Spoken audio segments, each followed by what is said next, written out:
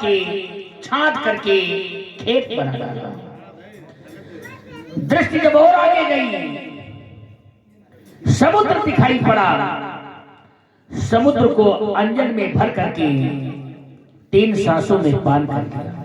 बड़ी उपलब्धि हासिल की है इन मानवों ने। लेकिन इन उपलब्धियों के विपरीत जब मैं देखता हूं कि क्या ये वही मानव हैं जिन्होंने बड़ी बड़ी उपलब्धियां हासिल की हैं, बड़े बड़े वीरता के कार्य किए हैं, आज यह मानव तो श्रीहत हो गए, अपने हृदय में हार मान करके बैठ गए। कैसे?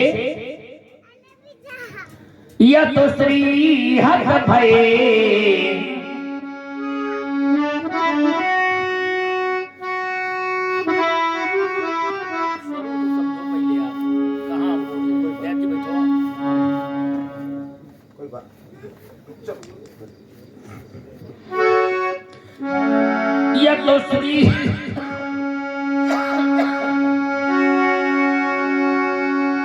या तो श्रीहत भये हार ही है राजा। श्रीहत भये हार ही है राजा। ये राजा श्रीहत हो गए, और जब श्रीहत हो गए तो इनको मिथिला में रुकने का कोई अधिकार नहीं। मिथिला का परित्याग कर देना चाहिए, मिथिला को छोड़ देना चाहिए। लेकिन इन राजाओं ने मिथिला का परित्याग नहीं किया, मिथिला को नहीं छोड़ा। इन राजाओं ने क्या किया? या तो बैठे निज जाई समाजा, बैठे निज जाई समाजा, अपने अपने समाजों में बैठ गए, अपने अपने आसनों में बैठ गए। ये अपने अपने आसनों में क्यों बैठ गए? इसलिए बैठ गए, ये राजा सोच रहे होंगे कि राजा जनक ने मुझे निमंत्रण भेजा है, मैं निमंत्रण में आया हूं, लेकिन मैंने किसी राजा को निमंत्रण नहीं भेजा है। ये राजा अगर यहां पर आए हैं, यहां पर पधारे हैं, तो निमंत्रण में नहीं आए हैं। ये राजा अगर यहां पर आए हैं तो कैसे आए हैं? आए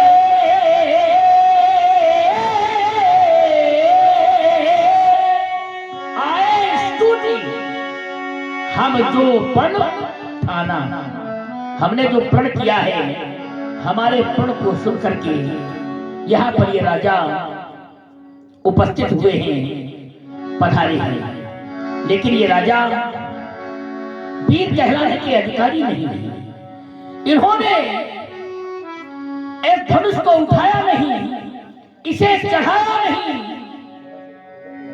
इसे 2 खंडों में परिवर्तित नहीं किया, तो मैं कैसे मान लूं कि ये वीर है? अरे वीर वही होता है जो वीरता के कार्य करता है, सत्य का प्रदर्शन करता है। लेकिन इन वीरों के द्वारा कोई सत्य का प्रदर्शन नहीं, कोई वीरता का कार्य नहीं।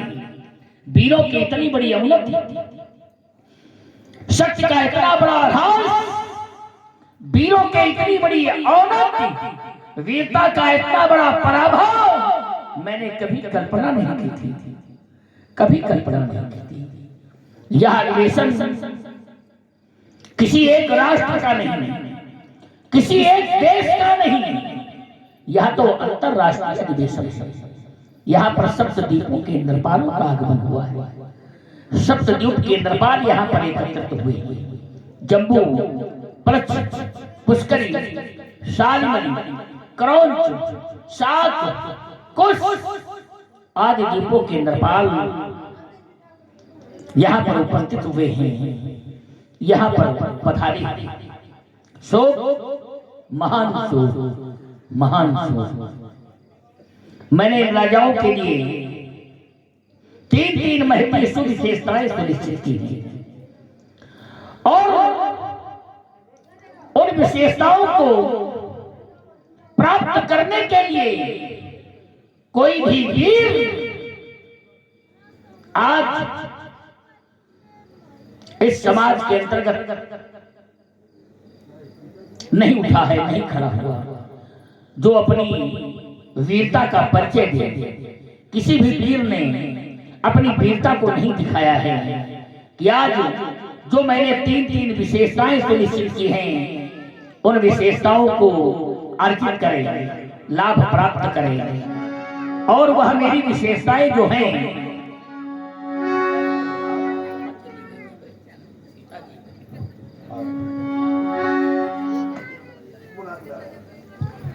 जो तीन तीन विशेषताएं हैं मेरी, इन वीरों के लिए वह विशेषताएं कौन सी हैं? कुंवारी मनोहर, कुंवारी मनोहर, मनोहर कन्या, अलौकिक कन्या, और ऐसी कन्या जो विधाता की दृष्टि से परे है, ऐसी कन्या अलौकिक। और दूसरी विशेषता है विजय, बड़ी विजय। और बड़ी विजय कौन सी विजय? त्रिभुवन जय समेत वैदेही, त्रिभुवन जय की विजय, त्रिभुवन जय का पदक इन वीरों के लिए मैंने सुनिश्चित किया है। और तीसरी विशेषता है कीरति अति कमनीय, कमनीय कीर्ति। लेकिन इन राजाओं को यह मेरा लाभ अच्छा नहीं लगा। ऐ वीरों, मैं आपसे हाथ जोड़ करके पूछ रहा हूं, यह मेरा लाभ आपको अच्छा क्यों नहीं लगा? और अगर मेरा लाभ आपको अच्छा लगा है तो इस धनुष को दो खंडों में परिवर्तित क्यों नहीं किया? इसे उठाया क्यों नहीं? इसे कहूँगा ही यह लाभ न भावा,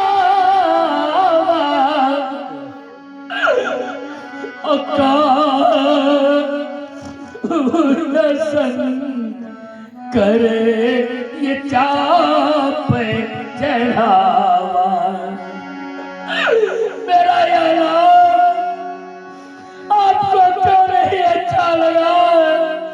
और अगर लाभ अच्छा लगा है तो इस धनुष को किसी भी वीर के द्वारा दो खंडों में परिवर्तित क्यों नहीं किया गया?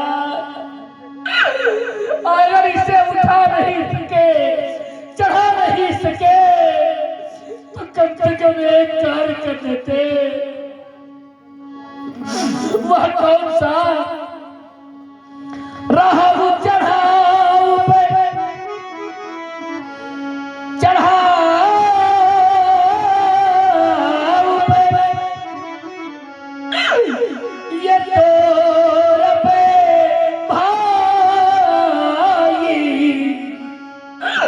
और तिले, ये तिले भरी भूमि न सके वो छड़ाई। अगर उठा नहीं सके, चढ़ा नहीं सके, तो खंडों में परिवर्तित नहीं किया, तो कम से कम इसे दिल मात्र हटा देते। वो भी नहीं कर पाए। मैंने तो सुना था, मैंने तो जाना था कि ये वसुंधरा वीरों की खान है। वीर हो क्या वसुंधरा के नाम से इसे जानते हैं लोग। लेकिन आज इस वसुंधरा में कोई वीर नहीं है, कोई वीर नहीं है जो आज मेरे घर की पूर्ति कर दे, मेरी बेटी के मांग में सिंदूर भर दे। कोई वीर नहीं है। अब जानी को ये कुर्सी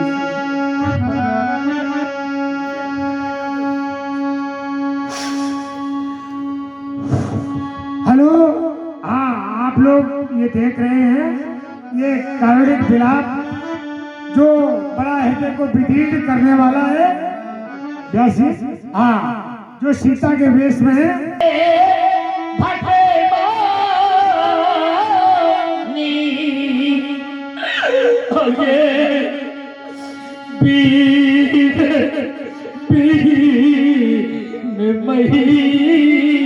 मैं जान इस मसुदा में कोई नहीं है जो आज मेरी बेटी की मांग में सिंदूर भरते। गरीब से गरीब पिता अपनी बेटी का संस्कार करते हैं, लेकिन आज मैं राजा होकर के अपनी बेटी के हाथ पीले न करा सका। अरे धिक्कार है मुझे राजा होने पर, धिक्कार धिक्कार। मेरी बेटी ने कहा था, पिताजी, माता गौरा ने मुझे आशीष वचन दिया है, मेरे आशीष वचनों पर विश्वास करना। सुनिश्चिए सत्य आशीष हमारी, अब पूजिए मने कामना तुम्हारी। नारद बचन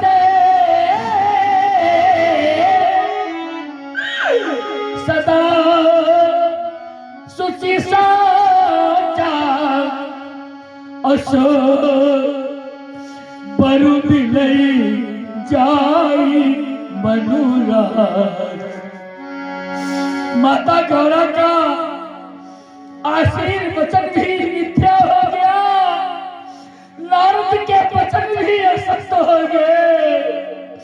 अगर देवी देवताओं के वचन असत्य हो जाएंगे तो संसार का कौन प्राणी देवी देवताओं पर विश्वास करेगा? कोई नहीं करेगा। ये बेटियां दुनिया की दुआएं होगी, ये बेटियां वेद की पावन ऋचाएं।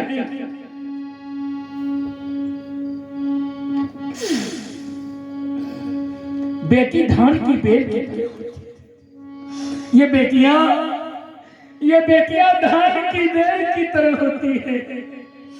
धान की बेल उगाई कहीं जाती है और लगाई कहीं। बेटी होती है धान बेल जो कहीं उगाई, उसी समय के बाद वही फिर कहीं लगाई जाती। जिसने बेटी को जन्म दिया है, जिसने बेटी को जाया है, बेटी के दुख को, बेटी के दर्द को वही माता, वही पिता समझ सकते हैं। यहाँ पर तो दीप के दरबार एकत्रित हैं, लेकिन इन वीरों ने कोई शक्ति प्रदर्शन नहीं किया है। द्यूप के भूपति आए, ये सुनकर कन्या ब्याह कहानी देवयोरे दानवी आए, ये विपुले वीर की बना निशानी। ये किंतु नहीं धनुआ पे भी टूटा, ये मुझसे कोई ये पाप हुआ है। ऐसा लगता ये विधि है रूठा, या फिर आज भाग्य है फूल। ये वीर प्रसूनी वसुंधरा इन वीरों से निर्मूल हो गई। विश्व रचयिता ब्रह्मा से भी कैसी भारी भूल। विधाता ने कोई ऐसा वीर नहीं रचा है, किसी क्षत्राणी मां ने कोई क्षत्रिय वीर नहीं जन्मा है जो आज मेरे प्रण की पूर्ति कर दे। मेरी बेटी के भाग में सिंदूर भरने कोई वीर नहीं जन्मा, कोई वीर नहीं जन्मा। जिसने बेटी को जाया है, जिसने बेटी को जन्मा है, बेटी के दर्द को, बेटी के दुख को वही माता समझ सकती है। जिसने कन्या जाई नहीं, वो कन्या का दुख क्या जाने। जिस पैर दिवाई फटी नहीं, वो पीरे पराई क्या। जिन आंखों में आंसू होंगे, जिन माताओं के नेत्रों में, पिताओं के नेत्रों में आंसू होंगे, वो माता, वो पिता जरूर बेटी वाले होंगे।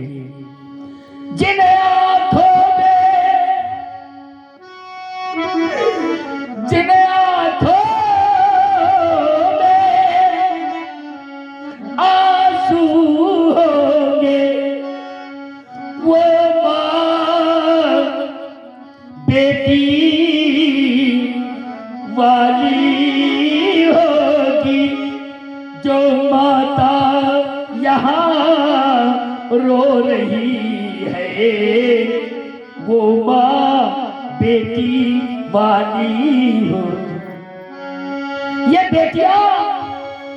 बेटियां ममता की मूर्ति होती है। इन बेटियों के हृदय में ममता टूट टूट के भरी होती है। बेटे के ममत्व को सिर्फ मां ही समझ सकती है। जब कोई पिता अपनी बेटी का कार्यक्रम संस्कार करने जाते हैं, तो ये बेटियां कभी नहीं पूछती, पिताजी आप मुझे कहां भेज रहे हैं? माताजी आपने मुझे जन्म दिया है, पाल पोस करके बड़ा किया है, आप मुझे कहां भेज रहे हैं? आप मुझे अपने से अलग कर रहे हैं। बेटी, ये बेटी ममता की मूर्ति बनी। जहां कहो चल देती है, जिसके संग तुमने गाथे बाधे, तो स्वीकारे तुरंत कर ले, तुरंत स्वीकार लेती हैं। ये बेटियां ऐसी होती हैं। संसार का कोई भी माता पिता हो, अपनी बेटी को सब कुछ देने के बाद भी उसके हृदय में संतोष नहीं मिलता। वो यही बोलते हैं कि मैंने अभी अपनी बेटी को बहुत कम दिया है, क्या न दे दूं।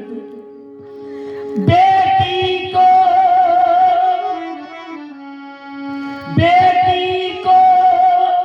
सब कुछ भी दे दो, फिर भी संतोष नहीं होता।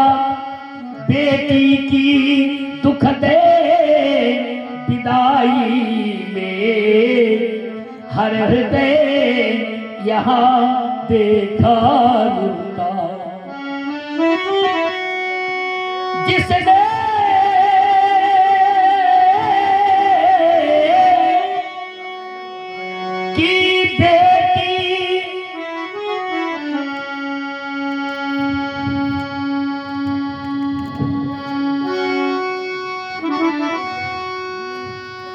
वो भी बेटी के दुख में दुखी है।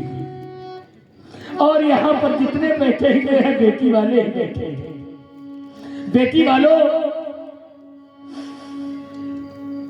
मैं आपसे प्रार्थना कर रहा हूं, जो बेटे की चाहना रखते हैं, बेटी की चाहना नहीं रखते हैं, उनसे हमारा प्रश्न है कि बेटी की चाहना क्यों नहीं रखते हैं, बेटा ही क्यों चाहते हैं। परमात्मा के द्वार पर जाते हैं, वहां भी अर्जी लगाते हैं तो कहते हैं हमें बेटा चाहिए। बेटा क्यों चाहिए? बेटा इसलिए चाहिए कि बेटा होगा तो धन कमा करके देगा, बेटा होगा तो कुल को रोशन करेगा, बेटा होगा तो कुल का चिराग होगा। इसीलिए तो बेटे की चाह है। लेकिन मेरे प्यारे मित्रों, विचार करो, ये बेटियां, हेलो, आप लोग सुन रहे हैं कारुणिक विलाप, बहुत सुंदर सा।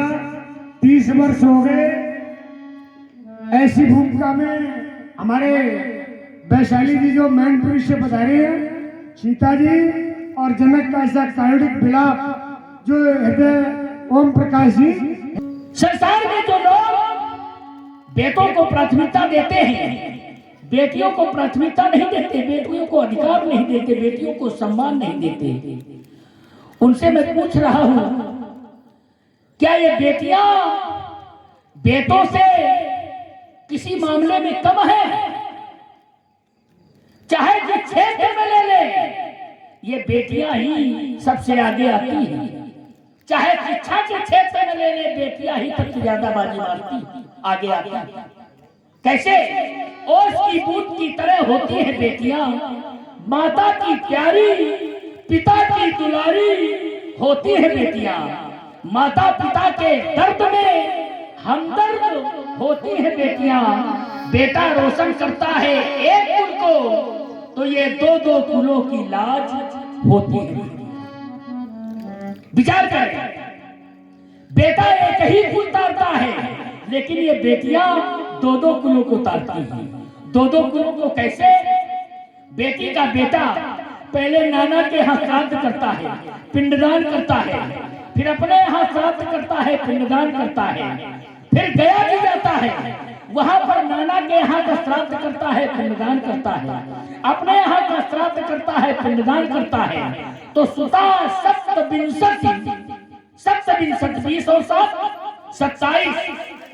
27 पुरखों को तारता है, और अपना बेटा सिर्फ 3 पुरखों को तारता है। तो 3 पुरखे वाला श्रेष्ठ है कि 27 पुरखे तारने वाला श्रेष्ठ है? ये बेटियां हर क्षेत्र में आती। हेलो, और हमारे इसी क्रम में हमारे भैया लोग नीरज राजपूत अध्यक्ष रामलीला कमेटी के, और सोनू बिजली विभाग सेवारत, सामूहिक रूप से 50-50 पुष्पमुद्राएं सीता जी को और जनक जी को भेंट करते हैं। बहुत बहुत अभिनंदन, वंदन, धन्यवाद। मेरे प्यारे मित्रों, बेटे का क्यों माने है जग में, इन बेटी का कोई मान नहीं। मुझे बताओ दुनिया वालों, ये बेटी क्या संतान नहीं? बेटा तो बस धन ही कमाए, पर बेटी ये रिश्ते कमाती है। बेटी निजे दुख सुख में रहती, माँ बाप का साथ निभाती है। जिस घर में बेटी नहीं है, उन घर वालों से पूछो, उन पिताओं से पूछो, उन माताओं से पूछो। जिस घर में बेटी नहीं, उस घर का कोई मान नहीं। मुझे बताओ दुनिया वालों, ये बेटी क्या संतान नहीं? बेटी वालों, मैं एक प्रार्थना कर रहा हूं आपसे, इन बेटियों पर कोई अत्याचार न होने पावे, इन बेटियों को कोई सताने न पावे, इन बेटियों को कोई मारने न पावे, इन बेटियों को कोई चलाने न पावे। क्योंकि गरीब पिता जब अपनी बेटी का पाण ग्रहण संस्कार करने जाते हैं तो वो धन के लालची लोग, धन के लोभी लोग जब धन की मांग करते हैं और ये गरीब पिता नहीं दे पाते हैं तो फिर इन बेटियों को सताते हैं, इन बेटियों को मारते हैं। धन अभाव में यही बेटियां जब दुष्ट घरों में जाती हैं तो रोज मारी जाती है और रोज जलाई जाती, रोज मारी जाती है, इनके साथ अत्याचार होता है, ये प्रताड़ित की जाती है। बेटी वालों इनकी रक्षा करो, इन पर कोई अत्याचार न होने पावे, इनको कोई मारने न पावे, इनको कोई सताने न पावे। बेटा चाहे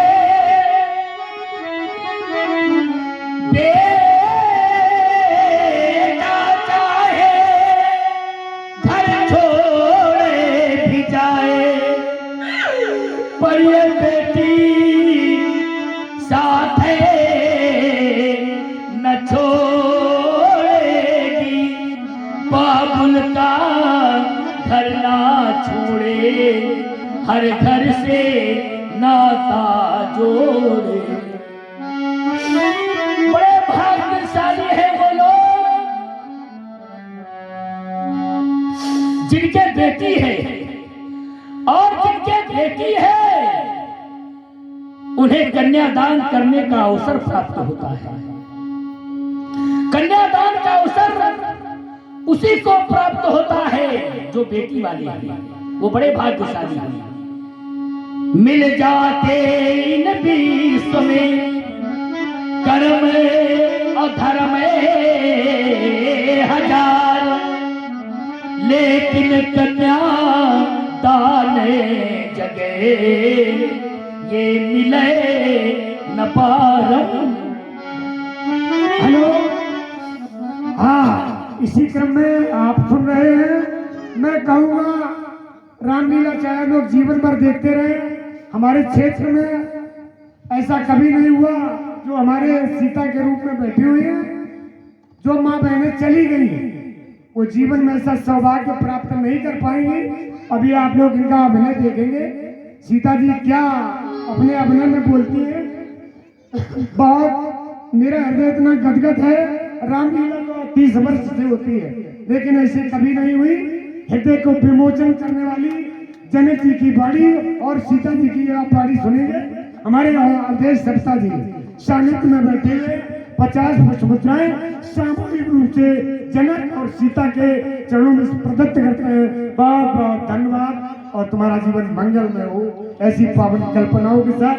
हम तो ये कहेंगे हमारे गांव की जो भूमि बिटिया चली गई है वो आकर के सीता की बाणी सुने, जो आज अर्थ ब्रह्म के रूप में हमारे साक्षात हमारे मंच पर हैं। बहुत बड़ा हम ज्ञानी मिश्रा को इस बात के लिए अभिवादित करते हैं कि हमारे वैशाली जी को लाए और मैं बहुत यूट्यूब पर देखते हैं। बहुत अच्छा धन्यवाद। ये बेटियां सबसे अधिक अगर चाहने वाली किसी को है तो अपने पिता को, और पिता भी सबसे अधिक अगर चाहने वाले हैं किसी को तो अपनी बेटियों को।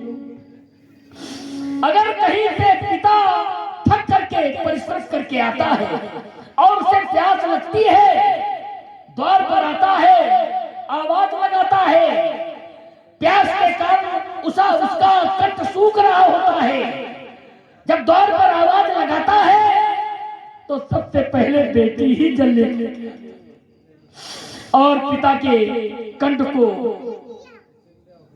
जल से सिंचित करती है, पिता को जल पिलाती है। बेटा भाई जगत में सब स्वार्थ है,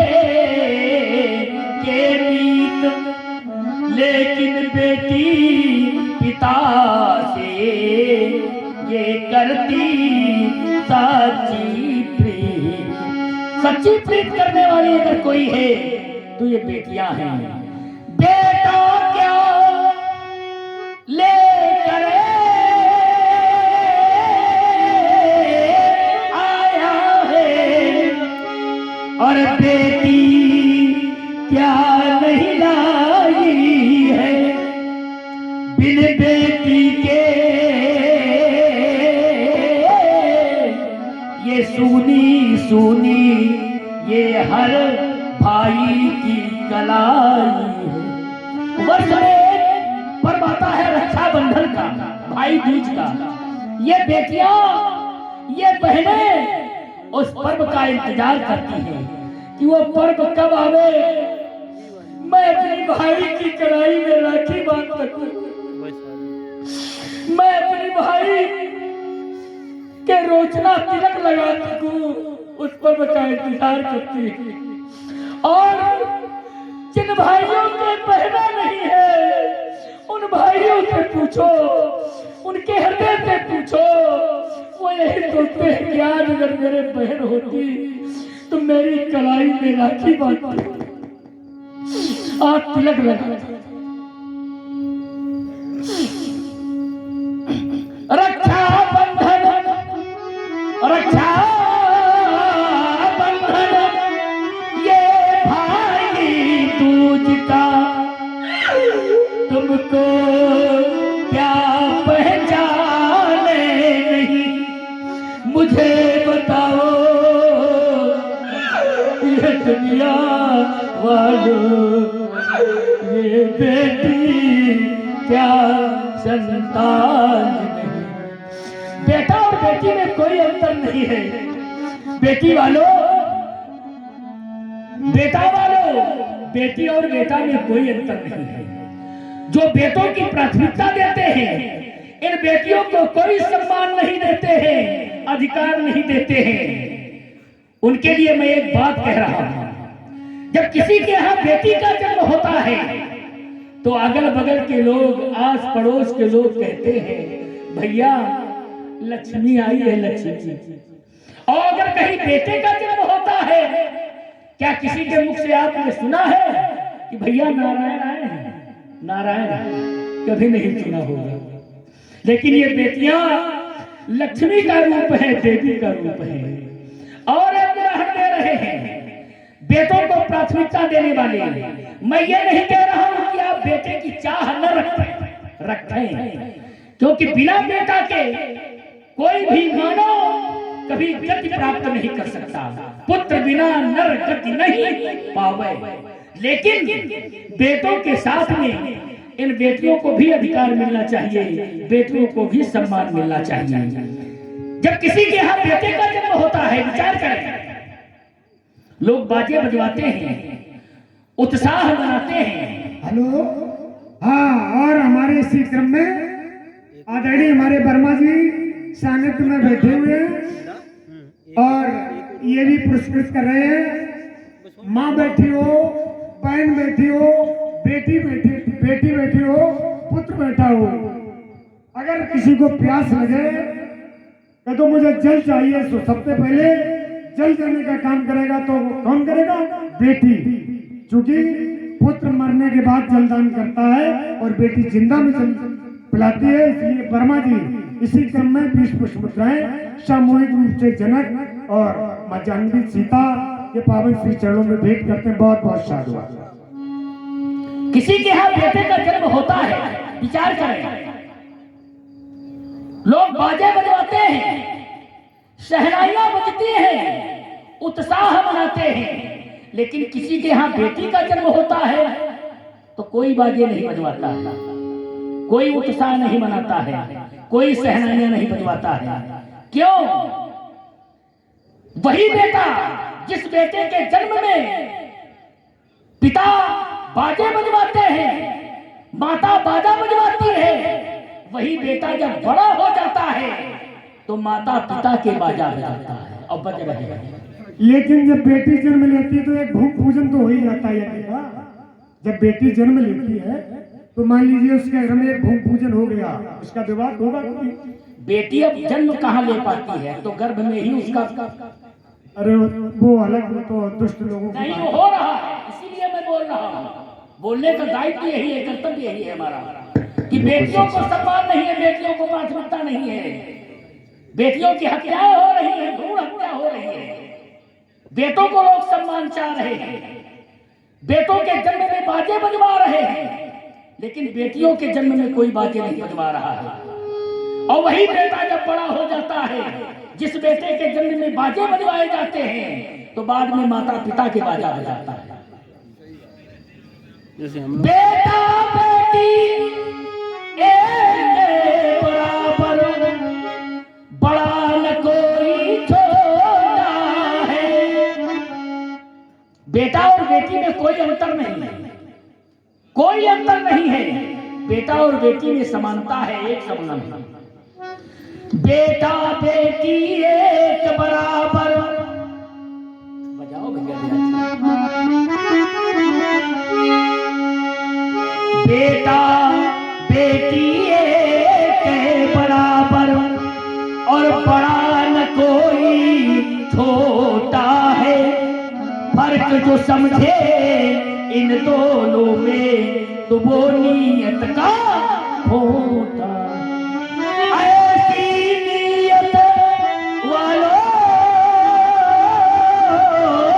का तुम करना कभी सम्मान नहीं।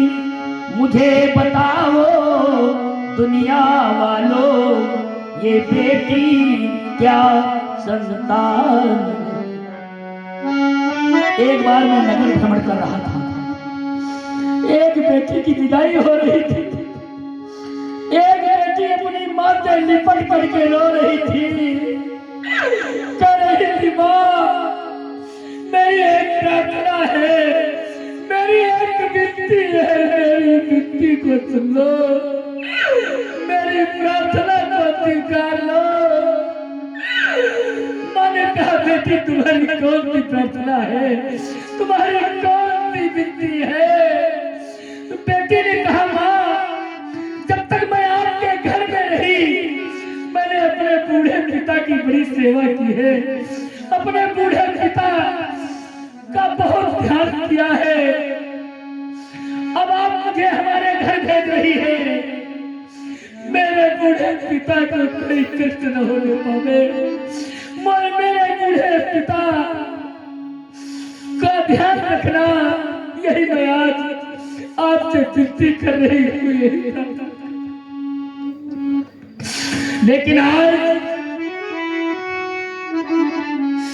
मैं अपनी बेटी के मांग में सिंदूर का, आज मैं अपनी बेटी के हाथ पीछे करा सका, आज आशा निराशा में परिवर्तित हो गई। आज मिथिला में डोली, मिथिला में डोली सजी रहे गई। आज कुंवारी जनक की लली रे, मेरे जीवन की सुंदर विमल वाटिका, प्रण के हाथों हुई नष्ट ये वाटिका। फूल बनने न पाई, ये फूल बनने न पाई, ये कली रह गई। आज कुंवारी जनक की लली रे,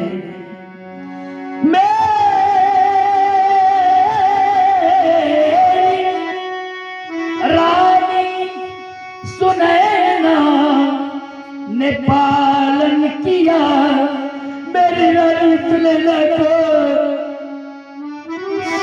जब मालूम होगा कि मेरी बेटी के मांग में सिंदूर भरने वाला कोई पीर नहीं जन्मा है, तो अपने प्राणों का देगी। अरे सब समाप्त हो गया, जनक की धन संपत्ति वैभव सब समाप्त हो गई, सब समाप्त हो गई। मेरा जीवन बेकार हो गया, मेरा जीवन बेकार। मेरी रानी सुनैना ने पालन किया, इस अभागे जनक ने फलालन किया। हाय रोती, हाय रोती मेरी मैथिली रह गई, आज कुंवारी जनक की लली रह गई, आज कुंवारी जनक की लली रह गई।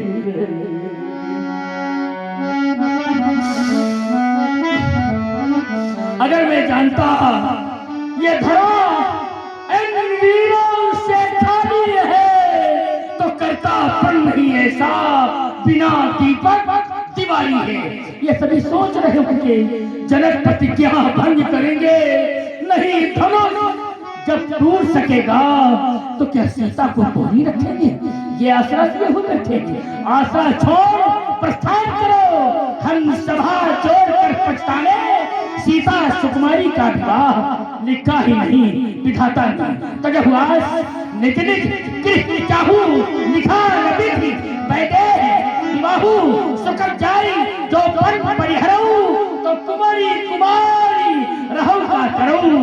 धनुष भंग नहीं हो सका, सभा करा दो भंग, बिगड़ गई मिथिलेश की रंग अमन का रंग, रंग अमन का रंग, रंग अमन का रंग। सीता स्वयंवर समाप्त, मैथिली स्वयंवर समाप्त, मैथिली स्वयंवर समाप्त, मैथिली स्वयंवर समाप्त।